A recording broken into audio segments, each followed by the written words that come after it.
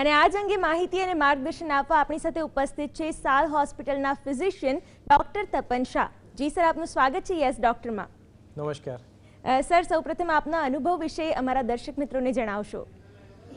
Hypertension આપની વાત એકદમ સાચી છે. એ પ્યોરલી લાઇફસ્ટાઇલ ડિસીઝ છે. આપણા પૂર્વજોને ચોક્કસ આ બીમારી નહોતી જ થતી, કારણ કે એ લોકો જોડે ગાડી નહોતી, એ લોકો જોડે મોબાઈલ નહોતા, પણ એ લોકો કુદરતની જોડે અને કુદરતની વચ્ચે જીવતા હતા. હવે લોકોની લાઇફસ્ટાઇલમાં સ્ટ્રેસ છે, ચાલવાનું નથી, ફૂડ હેબિટ બિલકુલ ઇરેગ્યુલર થઈ ગઈ છે, એટલે હાઇપરટેન્શન ચોક્કસ વધતું જાય છે. હું સાલ હોસ્પિટલને બિરદાવું છું કે એ લોકોએ હેલ્થ અવેરનેસ ઇનિશિયેટિવ, જે પ્રિવેન્ટિવ હેલ્થ માટે આજકાલ જે આખા વર્લ્ડમાં જે બૂમ છે એનું કામ આ સરસ રીતે ઉપાડ્યું છે. એના માટે આપણે જીએસટીવીને અને સાલને બંનેને બિરદાવું છું. જી બિલકુલ સર, આજે આપણે હાઇપરટેન્શન અને તેની સારવાર વિશે વાત કરવાના છીએ. ત્યારે પહેલાં તો એ જણાવશો કે ભારતમાં હાઇપરટેન્શનના દર્દીઓનો દર શું છે? ભારત એકચ્યુઅલી બે ભાગમાં વહેંચાયેલું છે, અર્બન અને રૂરલ. એટલે રૂરલ જે છે એટલે ગામડાનો જે એરિયા, એ લોકો હજી સારું એવું કુદરતી જીવન, સ્ટ્રેસ વગરનું જીવન જીવે છે, એટલે એ લોકોમાં હાઇપરટેન્શનનો દર ઘણો ઓછો છે. જ્યારે અર્બન એરિયા કે જે શહેરી એરિયા આપણા લોકોનો જે એરિયા છે એમાં હાઇપરટેન્શનનો રેટ ઘણો છે. આપણે પ્રિવેલન્સ માપતા હોઈએ એટલે લાઈક કોઈ બી 100 સાધારણ માણસોનો આપણે સ્ટડી કરીએ અને એ લોકોના બ્લડ પ્રેશર ચેક કરીએ તો અર્બન એરિયામાં હાઇપરટેન્શનનું પ્રમાણ 15 થી 30% જેવું છે. એટલે 18 વર્ષથી ઉંમરના કોઈ બી આપ 100 લોકો લેશો તો એમાંથી ઓન એન એવરેજ 15 થી 30 લોકોને બ્લડ પ્રેશર હશે. જ્યારે રૂરલ એરિયામાં એનું એ જ પ્રમાણ 8 થી 10% જેટલું ઓછું છે. એમાં મેલ ફિમેલમાં પણ ઘણો ડિફરન્સ પડે છે. ફિમેલ્સમાં બ્લડ પ્રેશરનું પ્રમાણ ઓછું હોય છે કમ્પેરિઝન મેલની જો કરીએ તો. એનું કારણ પુરુષોમાં વ્યસનનું વધારે પ્રમાણ અને સ્ટ્રેસ, આ બંને છે. જી બિલકુલ સર, ખાસ કરીને જણાવો કે ગુજરાતમાં વધારે પ્રમાણમાં હાઇપરટેન્શનના દર્દીઓ છે, તેનું મુખ્ય કારણ શું હોઈ શકે? ગુજરાતમાં આપણી ગુજરાતીઓની લાઈફસ્ટાઈલ એ સૌથી ઇમ્પોર્ટન્ટ કારણ છે. એક આપણું મેદસ્વીપણું, બીજું આપણી લાઈફસ્ટાઈલ જે સેડેન્ટરી લાઈફસ્ટાઈલ અમે કહેતા હોઈએ કે જેમાં લોકો બેઠાડું જીવન વધારે જીવતા હોય. સોલ્ટ ઇન્ટેક એક આપણો ઘણો વધારે છે. જેમ કે બહારનું જમવાનું આપ અર્બન એરિયામાં જુઓ તો બહુ જ કોમન છે. જે બધું જ આ ફાસ્ટ ફૂડ ને બધું જે હોય છે દરેકની અંદર સોલ્ટ કન્ટેન્ટ બહુ જ હોય છે. અને જેટલી સોલ્ટ કન્ટેન્ટ એટલે મીઠાનું પ્રમાણ જેટલું વધારે હોય ખોરાકમાં એટલું બ્લડ પ્રેશર હોવાની શક્યતા વધારે છે. અમુક જીનેટિક ફેક્ટર બી છે, જેમ કે અમુક રેસ એટલે અમુક પ્રજાતિઓ એવી હોય કે જેમાં બ્લડ પ્રેશર બિલકુલ નોર્મલ રહેતું હોય.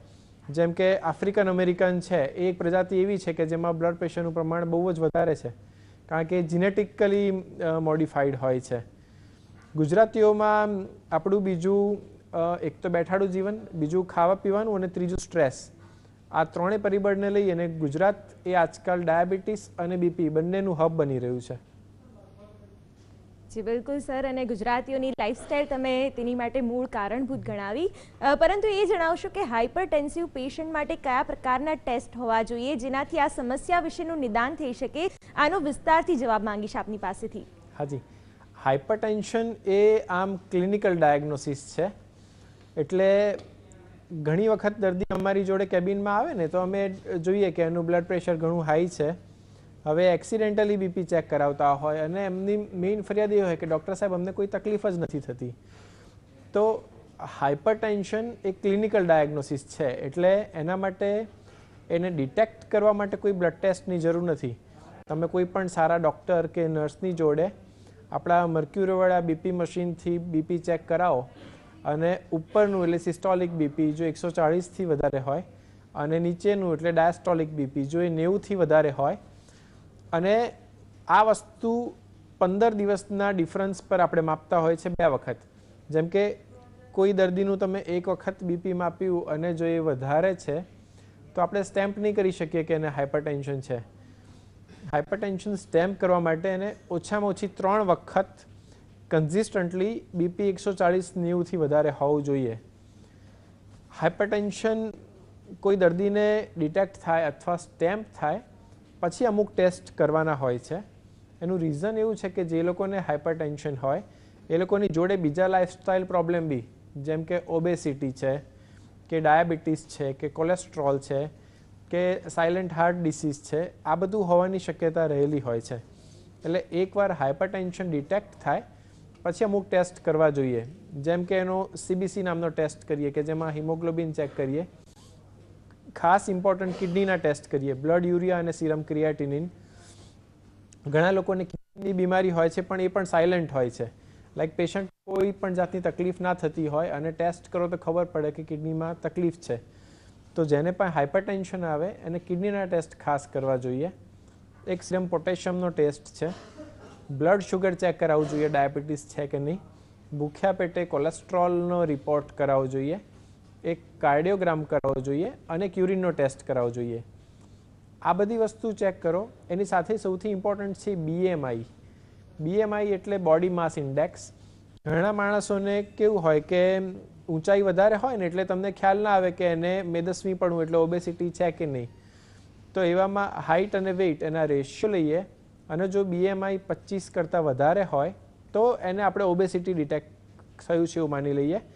અને જેને ઓબેસિટી અને હાઇપરટેન્શન હોય એ લોકોને આગળ જતાં કોમ્પ્લિકેશન થવાની શક્યતા વધારે હોય છે. એટલે આ બધા ટેસ્ટ કોઈ બી માણસને જો હાઇપરટેન્શન ડિટેક્ટ થયું હોય તો એમાં ડિટેલમાં કરવા જોઈએ. એની સાથે સાથે જ ઇમ્પોર્ટન્ટ છે કિડનીની સોનોગ્રાફી કરવી. કિડનીની સોનોગ્રાફીમાં ઘણીવાર કોઈ માણસને સ્ટ્રક્ચરલ પ્રોબ્લેમ હોય, જેમ કે કિડનીમાં બ્લડ પહોંચતી નળી બ્લોક હોય, જન્મજાતે કિડની હોય જ નહીં અથવા કિડની નાની હોય, અથવા એનામાં કોર્ટેક્સ ને મેડ્યુલામાં ડિફરન્શિએશન ના રહ્યું હોય, ઘણી વખત એની અંદર લાંબા ટાઈમથી સ્ટોન ફસાઈને પડ્યા હોય. આ બધા કારણો એવા છે કે જેને દૂર કરવાથી હાઇપરટેન્શન ક્યોર કરી શકાય છે. એટલે કોઈ પણ દર્દીના હાઇપરટેન્શન ડિટેક્ટ થાય તો એનું થરોલી આ બધા રિપોર્ટ જોડે ડિટેલમાં ચેકઅપ થવું જોઈએ. જી બિલકુલ સર. નિદાન પછી જે નેક્સ્ટ સ્ટેપ આવે છે તે સારવાર છે, તો દર્શક મિત્રોને એ વિશે સમજ આપશો કે હાઇપરટેન્શનની સારવાર શું હોઈ શકે અને કયા સ્ટેપ્સ તેમાં ફોલો કરવામાં આવે છે તે વિશે જણાવશો. હાઇપરટેન્શન આમ બે પ્રકારના હોય. એક એસેન્શિયલ હાઇપરટેન્શન કે જેમાં કોઈ રીઝન ના મળે, અને બીજું સેકન્ડરી હાઇપરટેન્શન કે જેમાં કારણ ખબર હોય, જેમ મેં આગળ વાત કરી એ પ્રમાણે કિડનીનો પ્રોબ્લેમ હોય કે કોઈ ટ્યુમરને કારણે બ્લડ પ્રેશર આવતું હોય. તો સારવારમાં એવું છે કે જો સેકન્ડરી હાઇપરટેન્શન છે એમાં તમે આ કારણની ટ્રીટમેન્ટ કરો તો હાઇપરટેન્શનને સંપૂર્ણપણે ક્યોર કરી શકાય છે. જેમ કે એક ફિયોક્રોમોસાઇટોમા નામનું એક ટ્યુમર હોય, જો આપણે ટ્યુમરને જ દૂર કરો તો હાઇપરટેન્શન ક્યોર થઈ શકે. પ્રાઇમરી અને જે એસેન્શિયલ હાઇપરટેન્શન છે એવું છે કે 90% ઓફ હાઇપરટેન્શન પેશન્ટ હોય એ લોકોને એસેન્શિયલ હાઇપરટેન્શન હોય જેમાં આપણે કારણ ના મળે. ટ્રીટમેન્ટમાં સૌથી પહેલાં આવશે લાઇફસ્ટાઇલ ચેન્જીસ. જેમ કે સૌથી પહેલાં ઓબેસિટી હોય, જેમ કે વેઇટ વધારે હોય તો વેઇટ કંટ્રોલ કરવાથી બીપી કંટ્રોલ કરી શકાય છે. જેમ કે કોઈ માણસને ઓબેસિટી હોય અને એનું વજન બહુ જ વધારે હોય તો દર 10 કિલોગ્રામ વજન ઘટે ત્યારે માણસનું બીપી 10 મિલીમીટર મર્ક્યુરી જેટલું ડાયસ્ટોલિક ઘટી શકતું હોય છે, જે નોંધપાત્ર ઘટાડો છે. બીજી વસ્તુ, હાઇપરટેન્શનવાળા દર્દીએ ખોરાકમાં સોલ્ટનું પ્રમાણ ઓછું લેવું જોઈએ. સોલ્ટનું પ્રમાણ માટે અમે કોમનલી લોકોને ટેબલ સોલ્ટ અવોઇડ કરવાની એડવાઇસ આપીએ છીએ. ટેબલ સોલ્ટ એટલે શું કે આપણે અથાણા છે, પાપડ છે, છાશમાં ઉપરથી સોલ્ટ નાખતા હોય, એ બધી વસ્તુને જો આપણે અવોઇડ કરી શકીએ તો ઇઝીલી બ્લડ પ્રેશર કંટ્રોલ ઘણી સરસ રીતે અચીવ કરી શકાય છે. ત્રીજી વસ્તુ એક્સરસાઇઝ છે. રેગ્યુલર ચાલવામાં કોઈ પણ પ્રકારની કસરત, જેમ કે ચાલવા જાય, એરોબિક્સ કરે, યોગા કરે, પ્રાણાયામ કરે, સ્વિમિંગ કરે. ઘણા લોકોને સ્પોર્ટ્સનો શોખ હોય છે કોઈ પણ પ્રકારનું, જેમ કે ક્રિકેટ રમવા જાય, બેડમિન્ટન રમે, ટેનિસ રમે. તો આ એવી બધી પ્રકારની એક્સરસાઇઝ કે જે આઉટડોર એક્સરસાઇઝ છે એ આઈડિયલી માણસે દિવસના 45 મિનિટ જેવું અને અઠવાડિયામાં 4 થી 5 દિવસ માટે કરવું જોઈએ. ચોથી વસ્તુ રેગ્યુલર બીપી ચેકઅપ છે. જે બી માણસને બીપી આવ્યું છે એ અમે અમદાવાદનો મારો અનુભવ છે કે 10માંથી 8 દર્દીઓ રેગ્યુલર બીપી ચેકઅપ કરાવતા જ નથી. એટલે લાઈક એક વખત દવા લખી આપી અને બીપી કંટ્રોલ હોય તો પછી એક વર્ષમાં એક વખત પણ બતાવવાની કે બીપી ચેકઅપ કરવાની દરકાર લેતા નથી. તો રેગ્યુલર બીપી ચેકઅપ એ આનું સૌથી ઇમ્પોર્ટન્ટ સ્ટેપ છે કે જેથી આપણને એનો ટ્રેન્ડ ખબર પડે કે માણસનું બીપી કઈ દિશામાં જઈ રહ્યું છે. દવાઓ એકવાર બ્લડ પ્રેશરની દવાઓ ચાલુ કરીએ પછી મોટાભાગના દર્દીઓને લાઈફ ટાઈમ લેવી પડતી હોય છે. એનું રીઝન આપણા ત્યાં દર્દીઓ દવા ચાલુ કરે ને પછી લાઇફસ્ટાઇલ મોડિફિકેશન બાબતે બિલકુલ નિશ્ચિંત બની જતા હોય છે. એટલે દર્દીઓને એવું હોય છે કે સાહેબ દવા તો લઈએ જ છે ને પછી થોડું સોલ્ટ ખાઈએ તો બી શું વાંધો છે, કે ફાસ્ટ ફૂડ ખાઈએ તો બી શું વાંધો છે, કે થોડા ઓબેસ છીએ કે ચાલવા ના જઈએ તો શું વાંધો છે. એ મેન્ટાલિટી ખોટી છે. એકવાર આપ દવા ચાલુ કરો અને જોડે જોડે જો લાઇફસ્ટાઇલમાં ચેન્જીસ કરો તો ઘણા બધા દર્દીઓની અમે સક્સેસફુલી દવા બંધ કરી શક્યા છીએ અને આગળ જતાં લાઇફસ્ટાઇલ મોડિફિકેશન્સથી જ એ લોકોનું આયુષ્ય લંબાઈ શકાતું હોય છે. દવાઓમાં મેઇનલી 4 ગ્રુપની મેડિસિન હોય છે. એક એસી ઇન્હિબિટર અને ARB, બીજા નંબરની બીટા બ્લોકર હોય, ત્રીજા નંબરે કેલ્શિયમ ચેનલ બ્લોકર હોય અને ચોથા નંબરે ડાયુરેટિક હોય. આ બધી જ દવાઓ હવેની જે ટેકનોલોજી છે એનાથી સેફ હોય છે અને કોઈપણ જાતના કોમ્પ્લિકેશન વગરની અને ઘણી પાવરફુલ હોય છે. લાઈક પહેલાંના જમાનામાં એવું થતું હતું કે દર્દીએ બીપીની દિવસની 3-4 ટાઈમ દવા લેવી પડે. હવે ઘણી વખત ખાલી દિવસના એક જ ડોઝથી પણ લગભગ 70% જેવા દર્દીઓનું બીપી કંટ્રોલ કરી શકાતું હોય છે. હાઇપરટેન્શન અમે સ્ટેજમાં વહેંચતા હોય છે, સ્ટેજ 1 અને સ્ટેજ 2. સ્ટેજ 2 એટલે જેનું બીપી 160 ઉપરનું એટલે સિસ્ટોલિક અને 100 નીચેનું એટલે ડાયસ્ટોલિક. એટલે 160/100થી જે પણ લોકોનું બીપી વધારે હોય એ લોકોને સાયન્સ એવું કહે છે કે કોમ્બિનેશનમાં દવા આપવાથી કંટ્રોલ વહેલો અને લાંબા ટાઈમ માટે અચીવ કરી શકાય છે.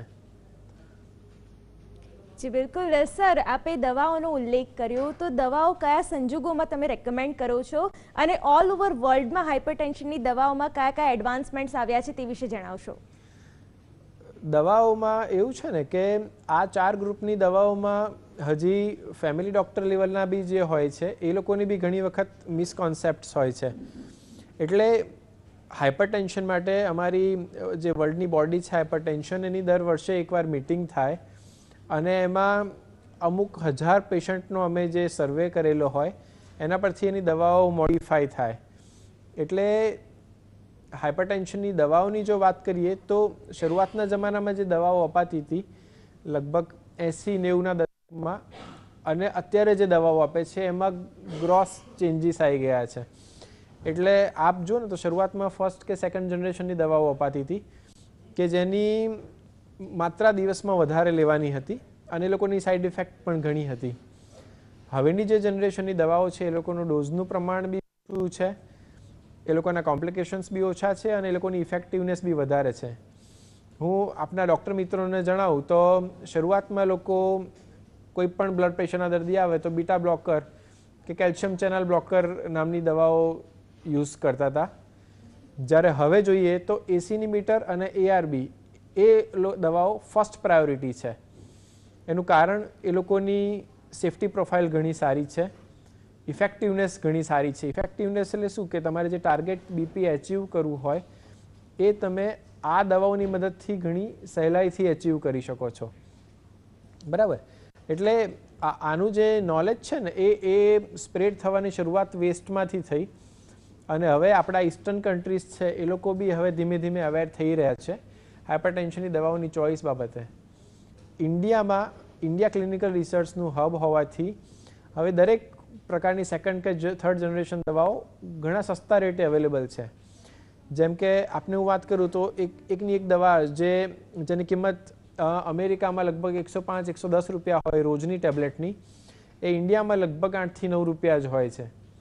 હવે આપ એનો એક મહિનાનો ખર્ચ ગણો તો એક મહિનાનો ખર્ચ લગભગ 300 રૂપિયા થાય, જેટલો આપણે સહેલાઈથી કોઈ મૂવીમાં કે કોઈ રેસ્ટોરન્ટમાં ગયા હોય તો એટલો ખર્ચ થઈ જ જતો હોય છે. એટલે જે વેસ્ટમાંથી જે શરૂઆત થઈ છે આ અવેરનેસની હવે આપણા દેશોમાં પણ ઘણી ઝડપથી ફેલાઈ રહી છે. જી બિલકુલ. ડૉક્ટર તપન, યસ ડૉક્ટરના માધ્યમથી આપણે દર્શક મિત્રોના પ્રશ્નોના ઉત્તર પણ આપતા હોઈએ છીએ. ત્યારે આજના પ્રથમ કોલર જોડાઈ ગયા છે, તેમની સાથે વાત કરીએ. જી ઇરશાદભાઈ, આપની માતા વિશે આપનો પ્રશ્ન છે, શું જાણવું છે ડૉક્ટર પાસેથી? હેલો. જી, આપનો પ્રશ્ન જણાવો. મેડમ મારા મમ્મી બીપી ની તકલીફ છે જી એટલે મારા સાહેબને આજે 2 દીથી એકદમ ગભરામણ થઈ હતી એટલે મારા સાહેબને પૂછ્યું કે એનું શું એકદમ ઓટકાર ને એકદમ ખાટી ઓટકાર ને આવે છે જી એના માટે મારા સાહેબને પૂછ્યું હતું. જી બિલકુલ. શું કહેશો ડૉક્ટર? બીપીના દર્દીને જો ગભરામણ થતી હોય તો સૌથી પહેલું સ્ટેપ કોઈ પણ નજીકમાં જે સારા ડૉક્ટર હોય એમનો એપ્રોચ કરવો અને એમની જોડે 2 વસ્તુ ચેક કરાવી. એક બીપી ચેક કરાવવું કે જેથી બીપીમાં કોઈ વધઘટ છે કે નહીં થાય એ ખબર પડે, અને બીજું કાર્ડિયોગ્રામ કરાવો.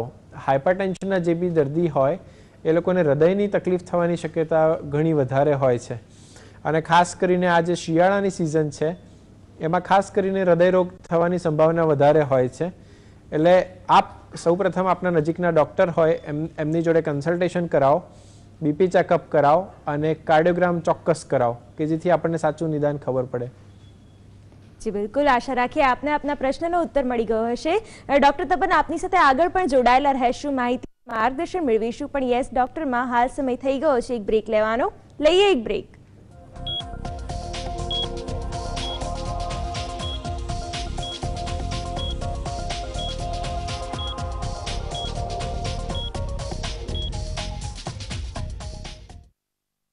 કોઈ પણ સમાજના વિકાસની આગેકૂચનો પાયો છે શિક્ષણ.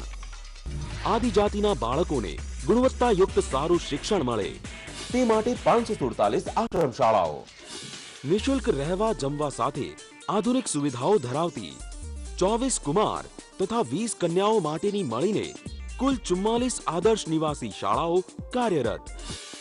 નવોદય વિદ્યાલય જેવી ગુણવત્તાસભર દેશમાં સૌથી વધારે 22 Eklavya model residential school, 43 girls residential school અને 12 મોડેલ સ્કૂલની સ્થાપના. વર્ષ 2011 પહેલા આદિજાતિ તાલુકાઓમાં વિજ્ઞાન પ્રવાહ માટે 12 શાળાઓ હતી. હવે દરેક તાલુકા દીઠ એક વિજ્ઞાન પ્રવાહની શાળા શરૂ કરાઈ છે. કુલ 95 વિજ્ઞાન પ્રવાહની શાળાઓની સ્થાપના. આદિજાતિઓનો સર્વાંગી વિકાસ, માત્ર વાતો નહીં, વચન પાલન. Vibrant Gujarat Global Summit 2015, transcending state boundaries. It has emerged as a national and international platform for the sharing of knowledge, ideas and innovation. With Australia, Canada, Japan, Netherlands, Singapore, South Africa, UK and USA as partner countries, and along with the participation of many more, the summit will throw open never explored before opportunities.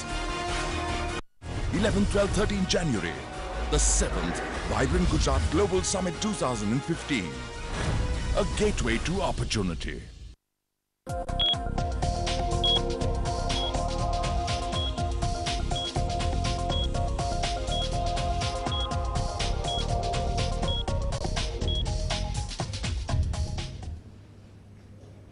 Yes ડૉક્ટરમાં break બાદ ફરીથી આપનું સ્વાગત છે. આજે આપણી સાથે જોડાયા છે સાલ હોસ્પિટલના ફિઝિશિયન ડૉક્ટર તપન શાહ, અને ડૉક્ટર આ સાથે જ એક કોલર જોડાઈ ગયા છે, તેમની સાથે વાત કરીએ.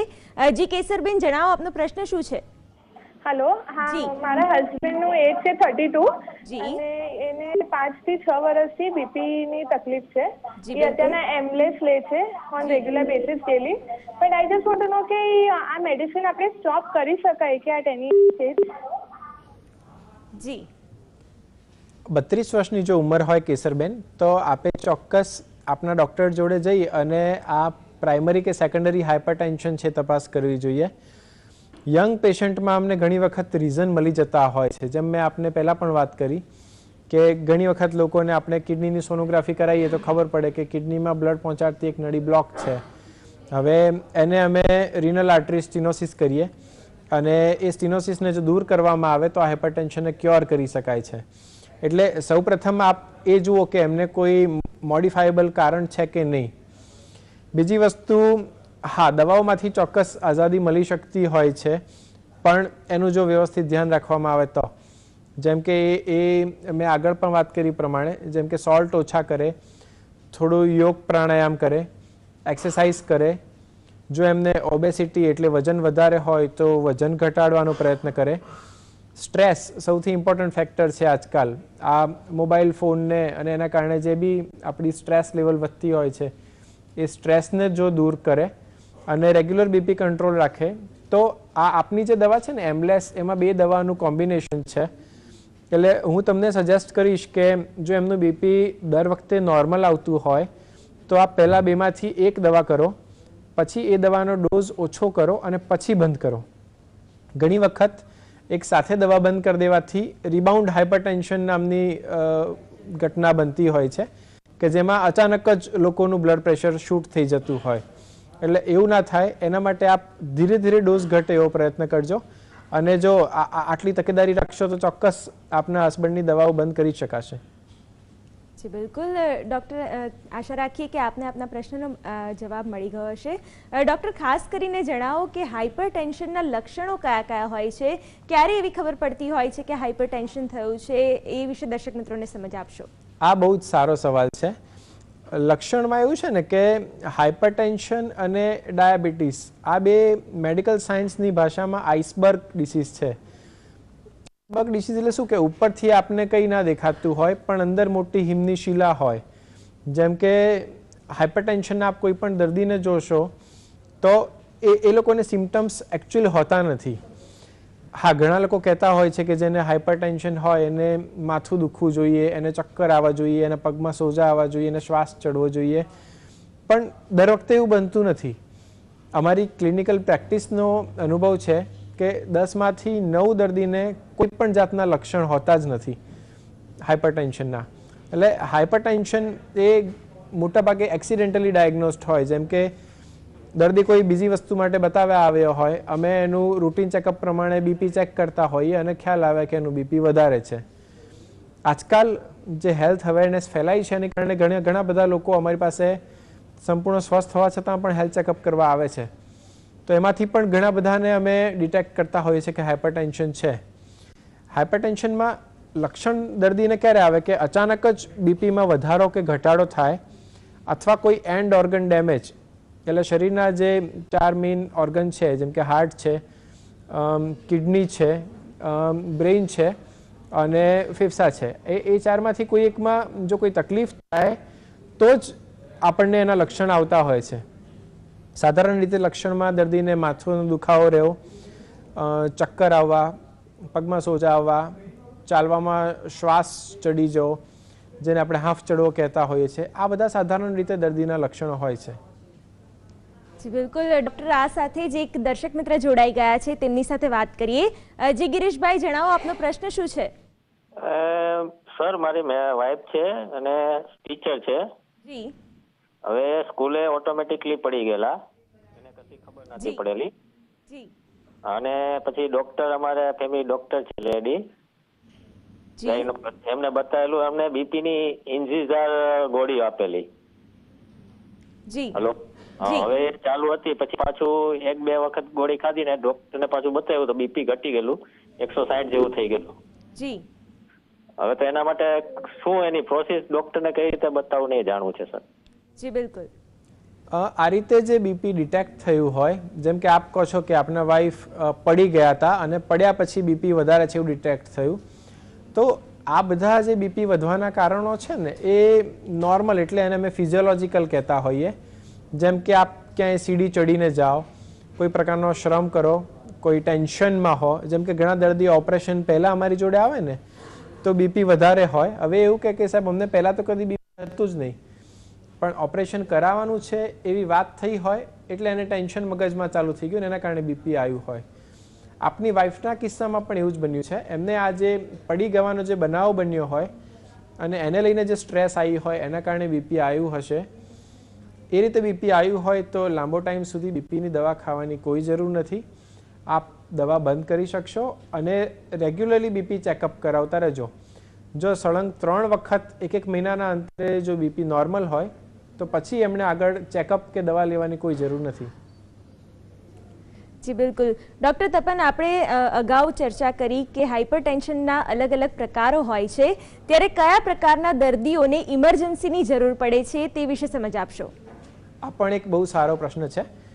ઇમરજન્સીમાં એવું છે કે બીપી અચાનક જો શૂટ અપ થાય તો એને હાઇપરટેન્સિવ ઇમરજન્સી કહેતા હોઈએ છીએ.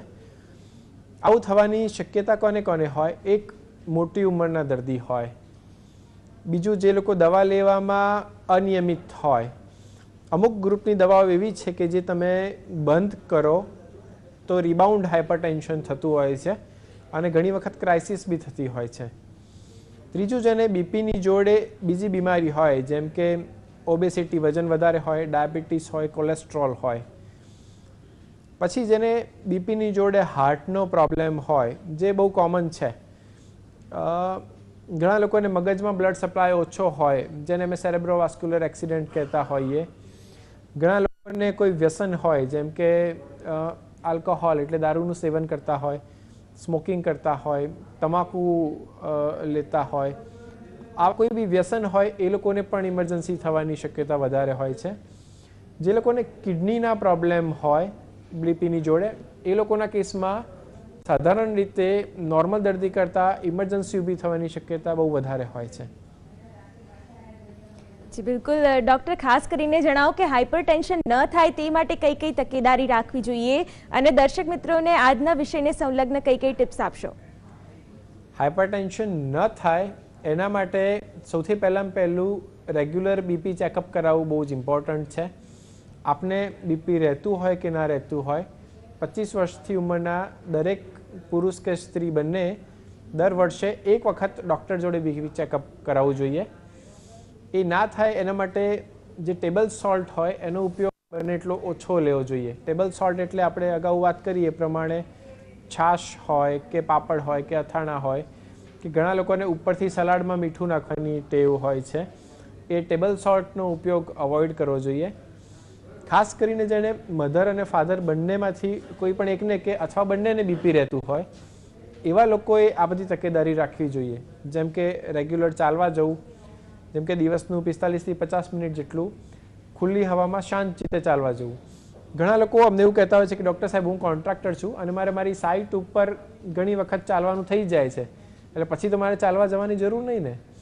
તો એમાં એવું છે કે એ જે પોતાના કામની વ્યસ્તતાને કારણે જે ચાલતા હોય એ ચાલવાનું સાયન્સની દ્રષ્ટિએ એટલો ફાયદો નથી કરતું, કારણ કે એ વખતે માણસ ટેન્શનમાં હોય, એનું ક્લોધિંગ એપ્રોપ્રિએટ ના હોય, એટમોસ્ફિયર એપ્રોપ્રિએટ ના હોય.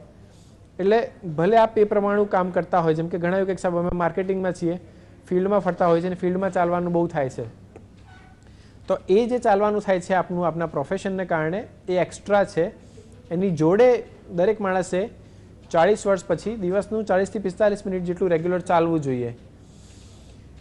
બીપી કંટ્રોલ માટે ફ્રૂટ અને લીલા શાકભાજી એનો રેગ્યુલર ઇન્ટેક પણ એટલો જ ઇમ્પોર્ટન્ટ છે. જેમ કે ફાસ્ટ ફૂડ ઓછું ખાવું અને જે રૂરલ કોમ્યુનિટીના લોકો જે કરે છે કે કુદરતી ટાઈપનો ખોરાક વધારે લો, એટલે ખેતરમાં પાકેલો ખોરાક વધારે લેવો, ફેક્ટરીમાં બનેલો ખોરાક ઓછો લેવો.